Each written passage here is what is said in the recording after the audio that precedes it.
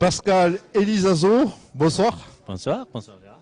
Bienvenue au CDE 31 alors que tu habites dans le Montalbanais. Voilà, je suis un immigré, oui. Je suis un immigré qui vient de Castel-Sarrazin en fait. Voilà. Membre du CDE 82, donc conseil en stratégie d'entreprise. Expliquez-nous un peu de quoi il s'agit. On se dit vous alors donc.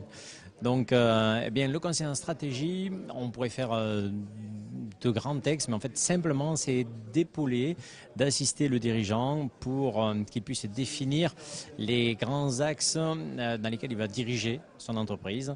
Les dirigeants aujourd'hui doivent savoir faire énormément de choses. C'est illusoire de savoir tout faire. Donc en fait, moi mon rôle c'est de l'aider et de l'épauler effectivement dans les grands axes, dans les grandes définitions du chemin qu'il compte faire apprendre à sa structure. Voilà.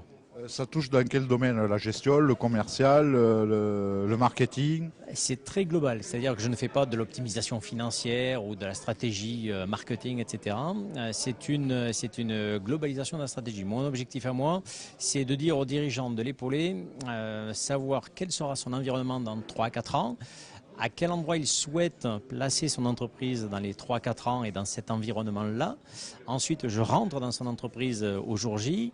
J'analyse toutes les fonctions de son entreprise, je fais un audit pour savoir exactement ce qu'il est. Mon objectif à moi est de savoir exactement ce qu'il sait faire, ce qu'il ne sait pas faire, ses capacités, etc.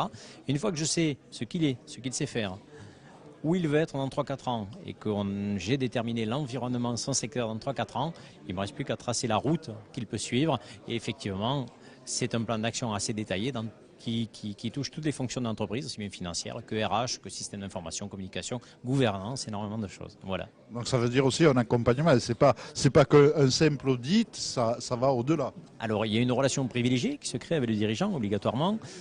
Donc cette relation-là, effectivement, on la maintient une fois que le document d'audit lui est rendu. C'est un document que je veux très simple et c'est absolument pas péjoratif. Je veux que ce soit une véritable référence pour le dirigeant qui puisse se dire, ben voilà, donc maintenant, au premier mois, je dois faire ça, au troisième mois, je dois faire ça, au quatrième mois, je fais attention à ça parce que si ce warning s'allume, c'est qu'il y a ça.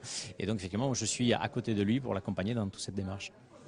Pascal, comment te contacte-t-on?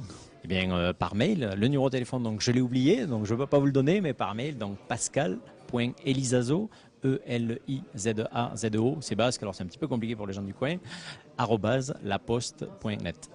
Merci beaucoup et bonne soirée. C'est moi, merci pour cette interview. Au revoir.